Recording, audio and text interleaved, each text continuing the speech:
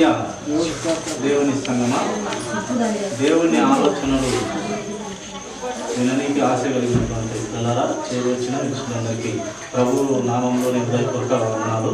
గ్రంథంలో కొన్ని మాటలు మనము అనుదినంలాగా ఈ దినం కూడా కొన్ని మాటలు మనము ధ్యానించుకున్నామండి. మార్కు సువార్త 1వ అధ్యాయము 22వ వచనము తీసినట్లయితే మంచిది. మార్కు సువార్త 1వ అధ్యాయం 22వ వచనము చూసినట్లయితే చదువుకున్నాము. ఆయన శాసనం వలె గాక అధికారం గలవాని వలె వారికి బోధించను, కనుక వారు ఆయన బోధకు ఆశ్చర్యపడి. యేసుక్రీస్తు ప్రభువారంట ప్రియులారా, శాస్త్రుల మాదిరి, పరిచయుల మాదిరి, సద్దుకయుల మాదిరి కాక అధికారం గలవాడిగా అంట బోధించినాడు. అధికారం గలవాడిగా బోధించినాడు యేసుక్రీస్తు ప్రభువు. కానీ వారు కూడా బోధించినారు. వారు కూడా ఆ యొక్క సంఘములో, ఆ దేవాలయంలో బోధించేవారే దేవుని ధర్మశాస్త్రం అంతటిని.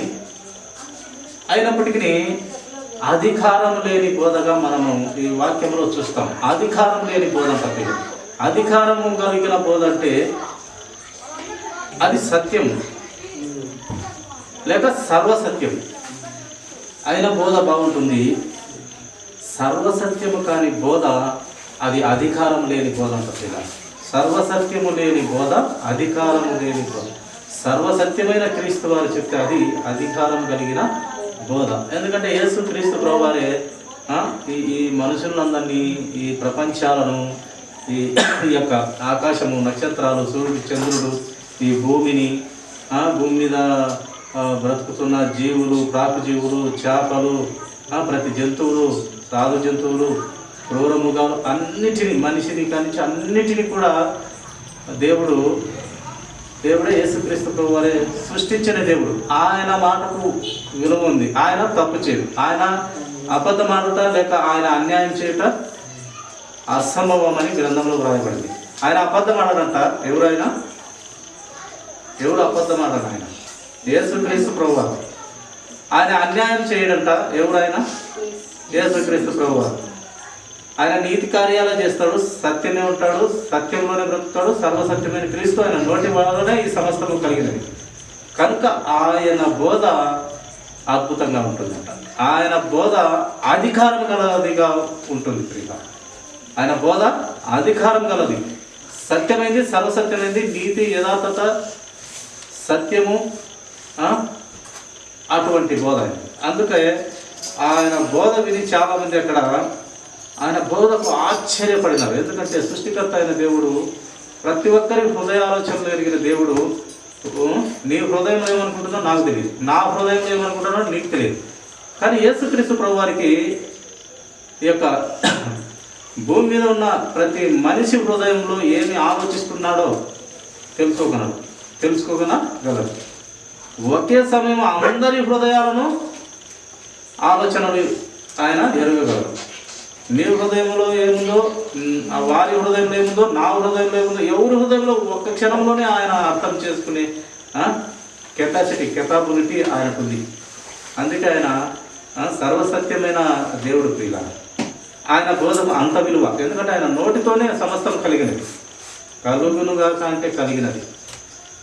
మనిషిని మాత్రం ఎంతో ప్రేమించి, ఎంతో చేతులతో తయారు చేసినాడు. మనిషిని మాత్రం అన్నింటినీ కలుగునుగా కంటే కలిగినాయి. భూమి మొలిపించునుగా కంటే మొలిపించినవి, భూమి పుట్టించునుగా కంటే పుట్టించినవి. కానీ మనిషిని మాత్రం అదే భూమిలో నుంచి మన్ను తీసుకొని శ్రద్ధగా ఆయన పోలికలో, ఆయన స్వరూపంలో, ఆయన జీవవాయువుని నిర్మించినాం. అందుకే అంత ప్రేమ. మనం ఎంత తప్పులు చేస్తుంటే, ఎంత నేరాలు, ఘోరాలు, తప్పులు, చెడ్డ ఆలోచనలు కలిగి ఉంటున్నా ఆయన దీర్ఘశాంతంగా క్షమిస్తూ, ఇంకా మార్తలే, ఇంకో సంవత్సరానికి మార్తలే, లేదా ఇంకొక వారానికి మార్తలే, నెలకు మార్తలే, సంవత్సరానికి మార్తలే, సంవత్సరాలు కూడా ఆయన ప్రేమ చేత పొడిగించుకుంటూ పోతున్నాడు. కానీ నా ప్రవర్తన మారట్లేదు. మన ప్రవర్తనలు మారట్లేదు, క్రీస్తు వైపుకు తిరగట్లేదు. అందుకే ఆయన అంటాడు, నా వైపుకు తిరిగితే నేను వారి వైపు తిరుగుతాను. నా ఆలోచనలోకి వస్తే, నన్ను ఇష్టపడితే నేను ఇష్టపడతాను, అలాగే నన్ను మహిమపరిస్తే నేను మహిమపరుస్తాను. అలా అన్నమాట దేవుని ఆలోచన. ఆయనను ప్రేమిస్తే ఆయన ప్రేమిస్తాడు, ఆయనను మహిమపరిస్తే నిన్ను మహిమపరుస్తాడు ఏదో ఒక టైంలో. అప్పుడే కాదు, ప్రార్థన చేసిన గంటకే నాకు అనుకున్నది జరగాలంటే కాదు, అది ఎన్నో సంవత్సరాలకు మళ్ళీ ఆ ప్రార్థన ఫలితం ఉండొచ్చు. ఈరోజు ప్రార్థన చేస్తే ఆ ప్రార్థన గట్టిదైన ప్రార్థన అయితే, ప్రభు చిత్తంలోనైన ప్రార్థన అయితే ఇంకా ఎన్నో సంవత్సరాలకు ఆ ప్రార్థన ఫలితం దేవుడు ఇస్తాడు.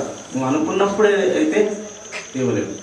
అది నీ పరిస్థితిని బట్టి, ఆ సిచ్యువేషన్లను బట్టి దేవుడు అప్పుడే అతనికి జవాబు ఇవ్వాలా, లేక ఆ ప్రార్థనకు ఫలితం ఇవ్వాలని, లేక ఇంకా కొన్ని సంవత్సరాలకు ఇవ్వాలనేది ఆయనకు తెలుసు. ఆయన ఎప్పుడు ఇస్తాడో అప్పుడు మనం వేచి ఉండాలి. చూడండి, మరొక మాట మనము చూస్తాము. ఆయన అధికారం కలిగి బోధించే దేవుడు. తేలగా మత్తయి సువార్త 4వ అధ్యాయము 23వ వచనము మాట చదువుకున్నాము. అలాగే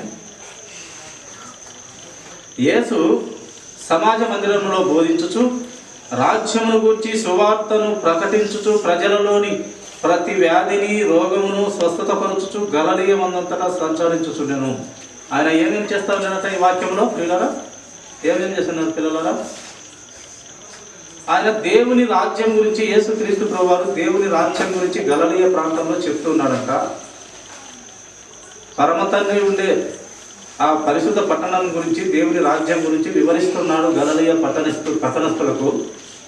అలాగే ఆయన ప్రకటించే సమయంలో ప్రజలలోని ప్రతి వ్యాధిని రోగమును, ప్రజలలో ప్రతి వ్యాధిని ప్రతి రోగమును ఆయన స్వస్థపరచుచు గలిలయ దేశమంతటా గలిలయమందంతటా సంచరించుచుండెను. ప్రతి రోగము ప్రతి వ్యాధిని స్వస్థపరుస్తూ వచ్చిందంట, ప్రతి రోగం. అందుకే ఆయనకు ఒక మంచి పేరు. ఏ పేరు ఆయనకు? డాక్టర్గా ఈ లోక చదువు చదివినట్టు డాక్టర్ని అయితే డాక్టర్ అంటాము. ఆయన పరలోకపు తండ్రిని ఏమంటామంటే పరమ డాక్టర్. పరమ డాక్టర్ అంటే ఇంకా ఆయన చేయి పెడితే ఇంకా అది స్వస్థత జరగకుండా ఉండకుండా అలానే ఉండదు, స్వస్థత ఖచ్చితంగా జరుగుతుంది. ఆ పరమ డాక్టర్ క్యాపబిలిటీ అది. పరమ డాక్టర్ ఆయన అసాధ్యమైనది ఏది లేదు. ఆయన మనుషులకైతే అసాధ్యమైనది ఉంటుంది, కానీ దేవునికి అసాధ్యమైనది ఏదీ లేదు. ఆయన ఏ విధం చేతనైనను మహిమ కార్యాలు, గొప్ప కార్యాలు చేయగలిగిన దేవుడు. ఆయన చేయి వేస్తే చనిపోయిన వాళ్ళు కూడా లేవాల్సిందే, దయ్యాలు కూడా పరుగులు తీయాల్సిందే, వ్యాధులు రోజులు ఆయనను ముట్టాల్సిన పని. ఆయన వస్త్రము చెంగు ముట్టితే 12 ఏళ్ల రక్తస్రావంతో ఉన్నటువంటి ఆ స్త్రీ ఆయనను ముట్టాలనుకోలేదు. ఆయన వస్త్రం ముట్టితే నాకు బాగవుతుంది అనుకో. ఎన్నో డాక్టర్ల దగ్గరికి వెళ్ళింది, ఈ లోక సంబంధమైన డాక్టర్ల దగ్గరికి వెళ్ళిందంట, ఎంతో డబ్బు వ్యయం చేసిందంట, ఖర్చు చేసిందంట. ఇంకా వదిలేసి ఇంకెక్కడ నాకు జబ్బు నయం కాదు, నా రోగం పోదనేసి ఎక్కడో ఒక చిన్న ఆశ, యేసుక్రీస్తు ప్రభువారు చనిపోయిన వారిని లేపుతున్నారంట, కళ్ళు లేని వారికి చూపునిస్తున్నాడంట, కుంటి వారికి కాళ్ళనిస్తున్నాడంట, పుట్టి వారికి చూపిస్తున్నాడు. అలాగే చెవిటి వారికి, నత్తివానికి, మోగవానికి, వీళ్ళందరికీ గొప్ప గొప్ప అద్భుతాలు చేస్తున్నాడంట. విన్నదేమో వినింటుంది. అతి గొప్ప దేవుణ్ణి, లేక ఆ గొప్ప ప్రవక్తని, లేక దేవుని కుమారుడు అనబడిన ఆ యేసు క్రీస్తుని నేను ఆయనను ముట్టే అవకాశం నాకైతే రాదు, కానీ ఆ ధైర్యం నాకు లేదు. కానీ ఆయన వస్త్రం ముడితే నేను బాగుపడతాను అనుకునేదంట హృదయంలో. అలాగే పోయి ధైర్యం చేసే అంతమంది జనంలో ధైర్యం చేసి ఆయన వస్త్రపు చెంగు ముట్టిన తక్షణమే యేసుక్రీస్తు ప్రభు వారికి తెలిసిపోయిన తర్వాత ఏం జరిగిందంటే,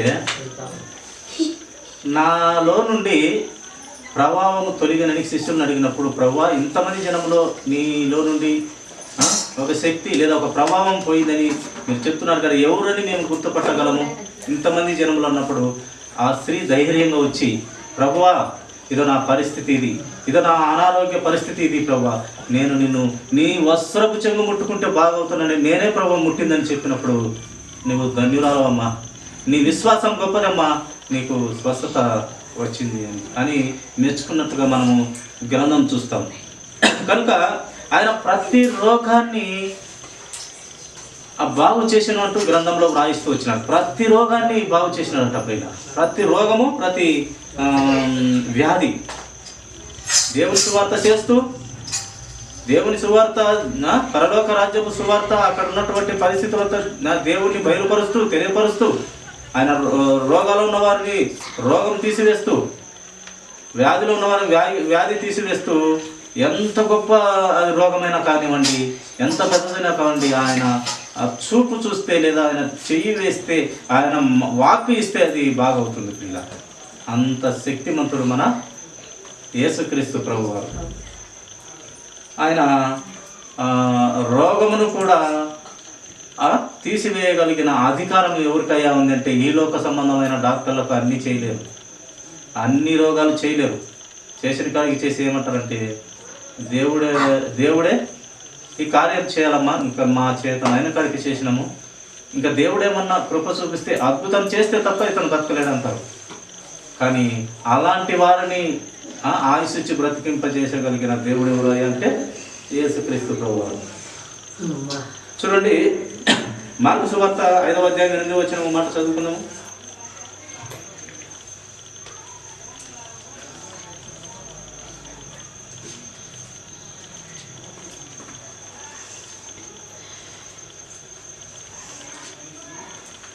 మార్కు సువార్త 5వ అధ్యాయం 8వ వచనం. ఎందుకనగా ఆయన అపవిత్రాత్మ ఈ మనుషుని నుండి పొమ్మని వానితో చెప్పారు. అపవిత్రాత్మ ఉన్నదంట అతనిలో.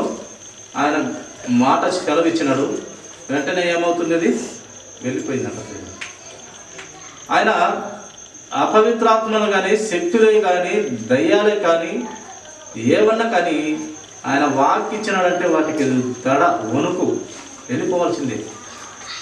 ఎందుకు వాటికి అంత భయము, ఎందుకు వాటికి అంత దడ, ఎందుకు ఆయన మాట వణుకుతాయి, భయపడతాయి అంటే, ఎందుకు అంటే ఆయన పరిశుద్ధత లాంటిది. పరిశుద్ధుడు పరిశుద్ధుడు పరిశుద్ధుడు అని ఆ యొక్క పరలోక రాజ్యంలో దేవదూతలు ఎప్పుడు కొనియాడుతూ ఉంటారట. పరిశుద్ధుడు పరిశుద్ధుడు పరిశుద్ధుడు అని అంటూనే ఉంటారట వాళ్ళకి అదే పని. ఒక గుంపు పోతే ఇంకొక గుంపు వచ్చి యెహోవా పరిశుద్ధుడు, లేక కుమారుడు పరిశుద్ధుడు, లేక పరిశుద్ధాత్మ దేవుడు పరిశుద్ధుడు అని అదే అంత పరిశుద్ధత ఆయనలో ఉంది కనుక ఆయన వాక్యముగానే కలుగుతాయి. ఆయన చేయవేయగా చనిపోయిన వారు సైతం బ్రతుకుతారు.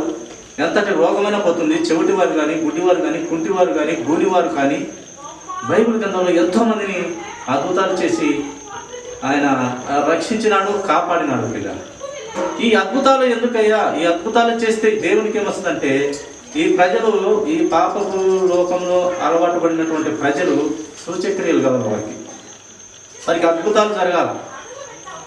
అందుకు కాబట్టి ఆయన అద్భుతాలు కాదు చేసేది, దేవుడు చేసేది అద్భుతాలు కాదు, మహా అద్భుతాలు చేస్తాడు. అంటే చేయలేని మహా అద్భుతాలు చేస్తాడు ఆయన. అద్భుతాలు చేసేది కేవలం ఈ లోక సంబంధమైన శక్తులతో కూడినటువంటి కొంతమంది చేస్తారు, అవి అద్భుతాలు కూడా చేస్తారు వాళ్ళు. కానీ మహా అద్భుతాలు చేయగలిగిన వాడు యేసుక్రీస్తు ప్రభువు ఒక్కరే. ఆ అద్భుతాలు ఈ శక్తులు, ఈ లోకంలో ఉన్నటువంటి శక్తులతో కూడుకున్నటువంటి వారు చేయలేరు. వాళ్ళు కేవలము ఆ రోజుకి ఆ కడుపత్రం కోసము ఇలాంటి మోసం మాటలు చెప్పి బ్రతుకుతూ ఉంటారు అంతే. కానీ సర్వ సృష్టికర్త ఆయన మహా అద్భుతాలు చేసే దేవుడు. ఆయన అద్భుతము మళ్ళీ సామాన్య మనుషులు ఎవరు చేయలేరు, కానీ చేయగలరు. ఎవరు చేయగలరు?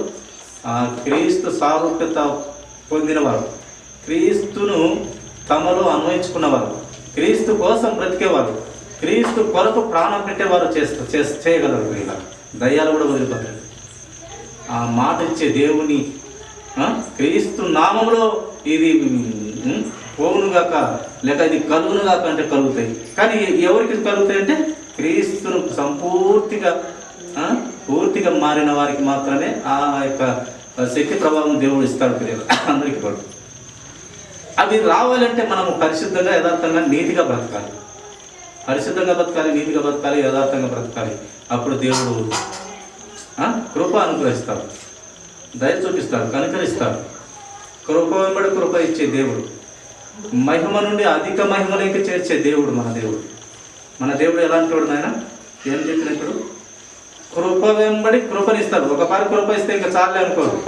కృప వెంబడి కృప, వరాల వెంబడి వరాలు ఇస్తాడు. అలాగే మహిమలో అధిక మహిమ మళ్ళీ చూపిస్తాడు.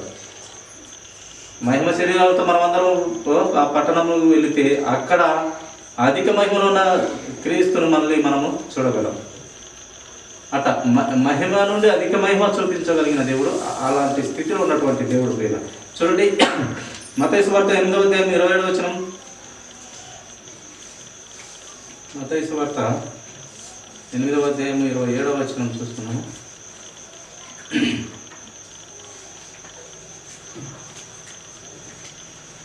ఆ మనుషులు ఆశ్చర్యపడి, ఈయన ఎట్టివాడో, ఈయనకు గాలి సముద్రమును లోబడుచున్నవి అని చెప్పుకుంటున్నారట. అది సముద్రంలో శిష్యులు యేసుక్రీస్తు ప్రభు వారు పోతూ ఉంటే ఆ యొక్క సముద్రంలో అలలు, ఆ యొక్క విపరీతమైన గాలుల చేత వర్షము తుఫాను జరుగుతూ ఉంటే భయపడినారు శిష్యులు.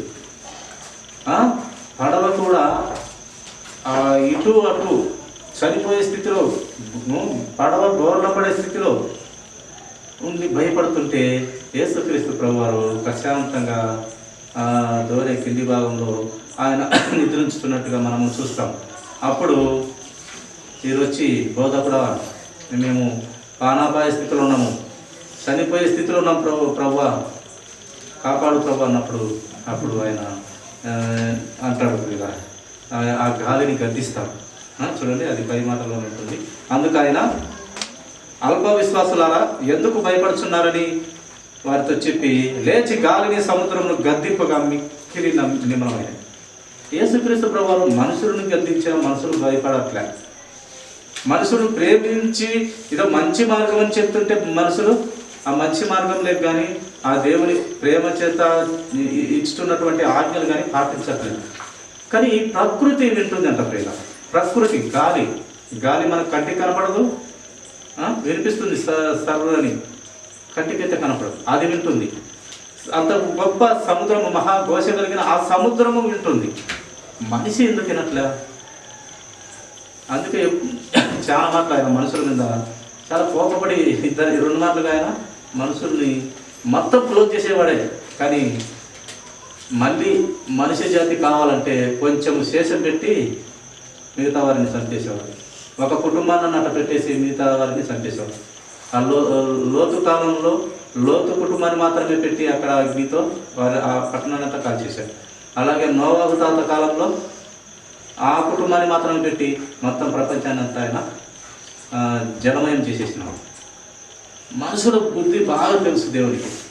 వీళ్ళు వినరు, నా వైపుకు రారు, నా నీతి ఎత్తుకోరు, నా రాజ్యం ఎత్తుకోరు, ఈ లోక సంబంధమైంది. ఇప్పుడు ఒరే నాయన, ఈ కొంచెం కాలంలో నీ బిడ్డ, నీ కుమార్తె, నీ భార్య, నీ పిల్లలు, తల్లిదండ్రులు ఇదే కాదు నాయన. పరలోక రాజ్యంలో చాలా జీవితం, ఎక్కువ రోజులు, ఎక్కువ సంవత్సరాలు ఉండే లోకం ఒకటి ఉంది. ఈ చిన్న లోకంలో నువ్వు జాగ్రత్తగా బ్రతుకురా నాయన, నా ఆజ్ఞతోటి నా మాటతోటి బ్రతుకురా నాయనని ఎంత గ్రంథంలో వ్రాయించినప్పటికీ మనిషి వినడు, మనిషి మారడు, బుద్ధి తెచ్చుకోడు. ఈ లోక సంబంధమైన దాంట్లోనే బ్రతుకుతున్నాడు. నా పిల్లలు, నా ఆస్తి, నా భార్య, ఇదే. దేవుని గురించి కొంచెం వెతుకుదాము, దేవుని గురించి కొంచెం తెలుసుకుందాము.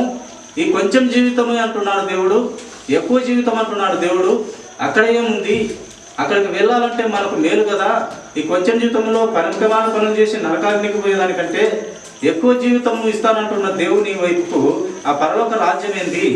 మొదటిగా నా నీతిని, నా రాజ్యాన్ని వెతుకమన్న దేవుని ఆలోచన ఏంది అని వెతుకుదామనే మనుషులు తక్కువైపోయినారు. అందుకే పరలోక రాజ్యంలో ఇరుకు దారం అంట ప్రియ, చిన్న ద్వారం.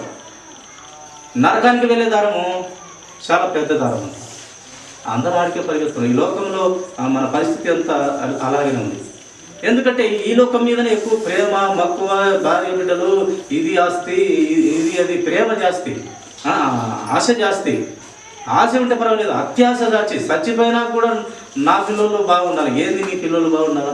చచ్చిపోయినాక నీ పిల్లలు బాగుండాలి. చనిపోయిన తర్వాత వాళ్ళు ఏ స్థితిలో ఉంటారు? మౌన స్థితిలో ఉంటారు. ఏం తెలియదు వారికి, నీకు ఏమి తెలియదు. అలా గుంతలో పడి ఉండాల్సిందే. బ్రతికినంతసేపే ఏదైనా ఆలోచన చేయాలి.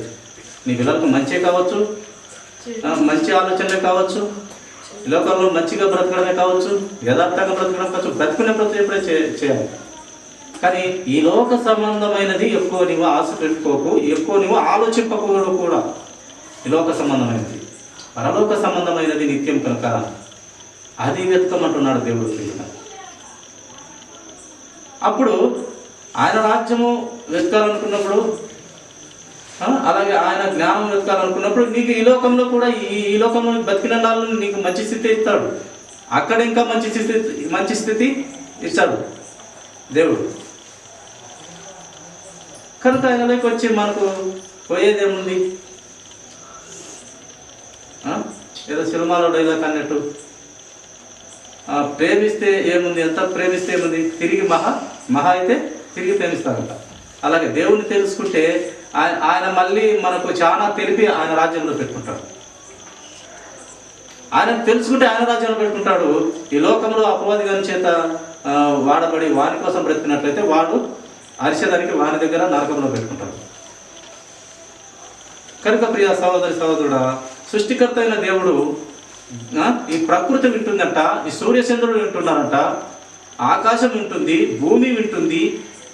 వాటికి హృదయం లేదు, ఆలోచన లేదు, దేహం లేదు, ఏం లేదు, వీటిని వింటున్నాయని దేవుడు ఆలోచన చేసి చెప్తున్నాడు. కానీ మనిషిని అన్ని తయారు చేసి వానికి మాటలు ఇచ్చి పుట్టించి అన్ని చేసి దేవుని వాక్యం ఎదురనాయనంటే వాడు లోకం వెంబడి అపవాదిగానే వెనకబడి పోతూ ఉన్నాడు. అది దేవునికి కోపం. ఆ కోపంతో ఎన్నో మాటలు, 2 మాటలుగా దేవుడు శేషాలని, ఊరికే శేషం, వారి వల్ల మళ్ళీ జనాన్ని పుట్టించాలి కాబట్టి శేషం పెట్టి అందరినీ చంపేస్తుంటారు. కనుక ప్రియ సహోదరుడా, మనము ప్రకృతి ఉంటుంది, భూమి వింటుంది, ఆకాశం ఉంటుంది, సూర్య చంద్రుడు కూడా ఆయన మాట వింటున్నాయి. మనిషి వినట్లేదు. కనుక వాక్యంతో మనం బాగుపడాల్సిందే. వాక్యం తప్పి మనం మార్చే మనిషి ఎవరు లేరు ఈ లోకంలో. నీ తల్లిదండ్రులు కావచ్చు, నీకు ఆస్తి ఇచ్చే నీ పెద్దలే కావచ్చు, వారు కేవలం ఈ లోక సంబంధమైన వరకే నీకు ఇస్తారు. ఏదైనా ఆస్తి కానీ అంతస్తు కానీ ప్రేమించడం కానీ ఈ లోక సంబంధమైన. పరలోక సంబంధమైనది ఇవ్వాలంటే అది దేవుడే ప్రియుల. అందుకే ఈ లోకంలో ఉన్నటువంటి తల్లిదండ్రులు కానీ, పెద్దలు కానీ, గురువులు కానీ, ఎవరైనా కానీ దేవుని కోసం బ్రతికే బిడ్డలుగా తయారు చేయాలి. దేవుని కోసం బ్రతికితే అది మంచి జీవితమే, చెడిపోయే జీవితమేం కాదు. ఈ లోకంలో మంచి జీవితమే, ఆ లోకంలో మంచి జీవితమే. దేవుని కోసం బ్రతకకుంటేనే చెడ్డదైన, ఇక్కడ చెడ్డదైన బ్రతికైపోతుంది. అక్కడ ఆ నిత్యత్వంలో లేకుండా అపవాది కానీ ఆ నిత్యత్వంలో ఆ యొక్క నరకాగ్నిలో చనిపోవాల్సిన పరిస్థితి వచ్చింది. చనిపోవడం ఏముండదు, అజ్ఞానదు పురుగు చావదంట పిల్లలు. చూడండి, మార్కు సువార్త 2వ అధ్యాయం 10వ వచనం మాట చూడండి. దేవుని ఇంకా ఏమి ఆయన అధికారం కలిగి ఉన్నాడో చూస్తాం. మార్కు సువార్త 2వ అధ్యాయం 10వ వచనం. అయితే పాపములు క్షమించుటకు భూమి మీద మనిషి కుమారునికి అధికారం కలదని మీరు తెలుసుకోవాలని వారితో చెప్పి, మార్కు గారు చెప్తున్నారు, అయితే పాపములు క్షమించుటకు భూమి మీద ఎవరయ్యా అధికారం కలిగిన వాడంటే మనుష్య కుమారుడు. మనుష్య కుమారుడు అంటే ఎవరునైనా? మనుష్య కుమారుడు అంటే యేసుక్రీస్తు ప్రభువారు. ఆ మనుష్య కుమారునికే, ఆ యేసుక్రీస్తు ప్రభువారికే భూమి మీద ప్రతి ఒక్కరి పాపాన్ని తీసివేసే అధికారం ఆయనకే ఉంది, ఎవరికి లేదు. అందుకే యేసుక్రీస్తు ప్రభువారిని మనం నమ్ముకోవాలి, ఆయనను ప్రేమించాలి, ఆయన ఆజ్ఞలలో నడుచుకోవాలి. ఆయన ఆజ్ఞలలో నడుచుకోకుండా, ఆయనను నమ్ముకోకుండా, ఆయనను ప్రేమించకుండా ఉంటే మనకు నరకాల పాలవుతాం. అయితే ఒకటి, నీవు నీతిగా యథార్థతగా బ్రతికి మంచిగా బ్రతికితే దేవుడు అన్యాయస్తుడు కాదు. తీర్పులో నీ క్రియలైన దేవుడు మంచి ఆలోచన చేసి, అనేక కోణాల్లో ఆలోచన చేసి నిన్ను ఆయన రాజ్యంలో కూడా తీసుకొనవచ్చు. ఎందుకంటే ఇప్పుడు మొన్ననే మన దేశము స్వాతంత్రము వచ్చింది కదా, ఏమి గణతంత్ర దినోత్సవం, స్వాతంత్ర దినోత్సవం. ఆ గొప్ప కార్యానికి ఎంతోమంది నీతిమంతులు ఎంతోమంది ప్రాణాలు పెట్టారు. ప్రాణం అంతా కార్చినారు, దేహం నుంచి ప్రాణం కార్చినారు. ఎవరి కోసం అంటే నా దేశము నా ప్రజలు బాగుండాలనేసి ప్రాణాలు పెట్టినారు పెద్ద పెద్దోళ్ళు, దేశ నాయకుల్లో. వారికి దేవుడు నరకం ఇస్తాడా లేక పరలోక రాజ్యం ఇస్తాడంటే మనం ఏం చెప్తాం? వారికి రక్షణ లేదు. మరి యేసుక్రీస్తు జ్ఞానం లేదు. ఆయన దేవుడని కూడా దేవుడని తెలుసుంటుంది కదా, ఆయన ఆలోచనలో తెలియవు. ఆయన రక్షణ కూడా తీసుకోలేకపోవచ్చును.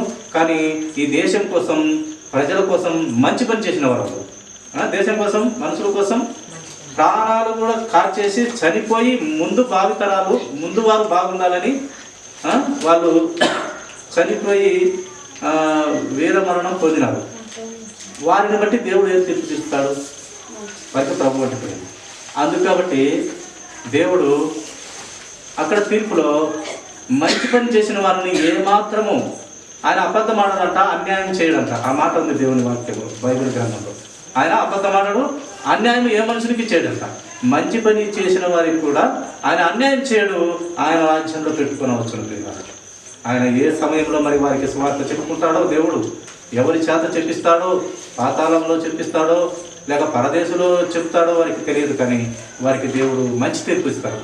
ఎందుకు మంచి తీర్పు ఇస్తాడంటే వారి క్రియలు మంచివి, వారు చేసిన కార్యాలు గొప్పవి. భావితరాల వారికి మంచి జీవితం ఇవ్వనీకి కోసం మీరు చనిపోయినారు కనుక వారికి దేవుడు అన్యాయం తీర్పియ్యడు అని నేను నమ్ముతున్నాను. అయినా వారికి లక్ష్యం లేదే, వారికి మారు మనసు లేదే, బాప్తిసం లేదే, అవన్నీ చూద్దాం అక్కడ దేవుడు. మనం ఎలా బ్రతికినామనేది చూచి చాలా కోణాల్లో అనేక రకాలుగా ఆలోచన చేసి వారిని మంచి న్యాయమైన తీర్పిచ్చే దేవుడు మన దేవుడు యేసుక్రీస్తు ప్రభువారు. కనుక ఆయన పాపాన్ని తీసివేసే అధికారము ఆయనకుంది. పుట్టుకతో మనము ఆదాము చెప్పిన పని వినకుండా చేసిన దాన్ని ఆయన ద్వారా మనకు పాపము అంటుకుంటుంది. కానీ మళ్ళీ క్షమాపణ కోరినట్లయితే ఆ పాపాన్ని తీసివేసే దేవుడు మన యేసుక్రీస్తు ప్రభువు. చూడండి, ముగించుకుందాము. యోహాను రాసినటువంటి మొదటి పత్రిక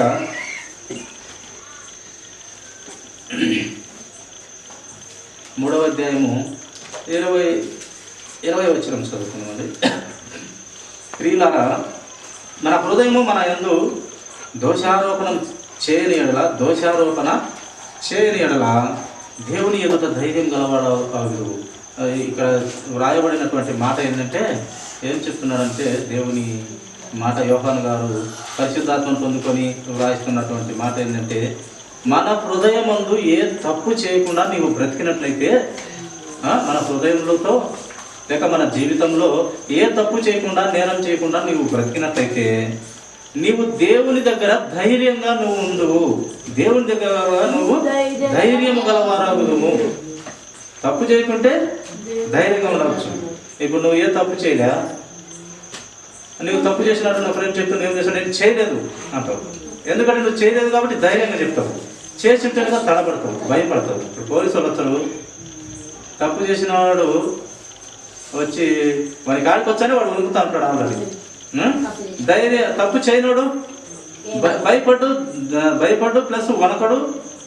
విషయం చెప్తే నేనేం చేయలేదు సార్, మీరు ఏ విధంగా ఎక్కడైనా ఎంక్వైరీ చేసుకొని నేనైతే చేయలేదు అని ధైర్యంగా మాట్లాడతారు. ఆ ధైర్యాన్ని బట్టే వాళ్ళు సగం కేసు కనుక్కొనేస్తారు పోలీసులు. అలాగా మన దేవుడు కూడా మనం తప్పు చేయలేదంటే కనుక మనం దేవుని ఎదుట ఒక మోకరించినా, ఒక మంచి పనులు చేసినా కూడా మనం దేవునితో ధైర్యంగా ఉంటామంట. ఒక ప్రార్థనలో కానివ్వండి, ఒక పాట పాడటంలో కానివ్వండి, లేదా ఒక వాక్యమే చెప్పనివ్వండి, ఏ విషయంలో అయినా ధైర్యంగా దేవునితో ఉంటాం. అందుకు తప్పు చేయకూడదు. తప్పు చేసే స్వభావం ఉంది, కానీ తప్పు చేయకుండా బ్రతకాలి. చివరి మాట చూసుకొని ముగించుకుందాం, సమయము ఎక్కువైంది కనుక. యోహాను సువార్త 11వ అధ్యాయం 43వ వచనం చదువుకొని మనము ముగించుకున్నాము. యోహాను సువార్త